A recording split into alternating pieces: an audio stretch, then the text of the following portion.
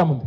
నిన్న అంటాడు ముఖ్యమంత్రి, మీరు చూసిన అందరూ కొడంగల్లో యాడ్ను మాట్లాడి నిన్న ఏమంటాడు, కేసీఆర్ నువ్వు కాదు, నువ్వు నిలవాడు, సరిగ్గా నిలవాడు, కట్టలేకుండా నిలవాడు అంటుండు. ఒక 71 ఏళ్ల పెద్ద మనిషిని పట్టుకొని సంస్కారం లేని ముఖ్యమంత్రి గారు ఏమంటున్నాడు, కట్టబట్టుకొని నిలవాడు అంటుండు.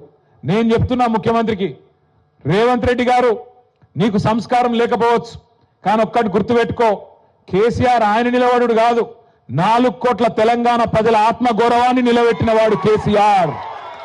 తెలంగాణ అనే రాష్ట్రాన్ని ఏర్పాటు చేసి దేశం ముందు సమున్నతంగా నిలబెట్టిన వాడు కేసీఆర్. అందుకే మా చెల్లె రజని ఒక మాట అన్నది నిన్న, నాకు బాగా నచ్చింది. ఏమన్నా దొరికేనా, రేవంత్ కేసీఆర్ కట్ట లేకుండా నిలబడతాడు, కానీ నువ్వు కమిషన్ లేకుండా ప్రభుత్వాన్ని నడుపురా నాయన అని చెప్పింది. కమిషన్ తీసుకోకుండా ప్రభుత్వాన్ని నడుపు దమ్ముంటే ఆయన కట్ట లేకుండా కాదు మంచిగా నిలబడతాడు. ఆయన కొడితే ఎట్లుంటుందో నువ్వు కాదు, నీ పాత గురువు గారిని అడుగు, చెప్తాడు కొడితే ఎట్లుంటుందో.